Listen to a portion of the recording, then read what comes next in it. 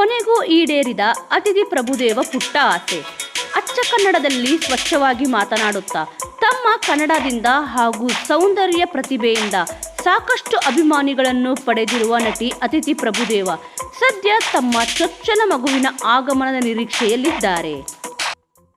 ಇದೀಗ ಪ್ರೆಗ್ನೆನ್ಸಿಯ ಕಡೆಯ ತಿಂಗಳ ಫೋಟೋ ಶೂಟ್ ಶೇರ್ ಮಾಡಿರುವ ನಟಿ ಕೊನೆಗೂ ಈಡೇರಿದ ನನ್ನ ಪುಟ್ಟ ಆಸೆ ಎಂದು ಕ್ಯಾಪ್ಷನ್ ನೀಡಿದ್ದಾರೆ. ಫೋಟೋಗಳಲ್ಲಿ ಅತಿಥಿ ಹಿಂದಿಗಿಂತಲೂ ಗುಂಡು ಗುಂಡಾಗಿ ತಾಯ್ತನದ ಕಳೆ ತುಂಬಿಕೊಂಡು ಸುಂದರವಾಗಿ ಕಳೆಕಳೆಯಾಗಿ ಕಾಣುತ್ತಿದ್ದಾರೆ.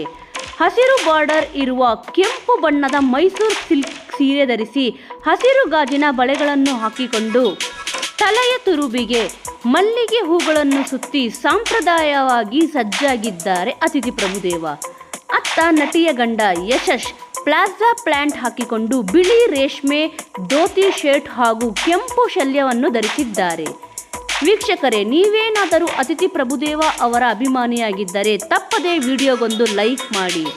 ಮೊದಲನೇ ಮಗುವಿನ ನಿರೀಕ್ಷೆಯಲ್ಲಿ ಇರುವ ಅತಿಥಿ ಪ್ರಭುದೇವ ಅವರಿಗೆ ಒಳ್ಳೆಯದಾಗಲಿ ಎಂದು ಎಲ್ಲರೂ ಹಾರೈಸೋಣ.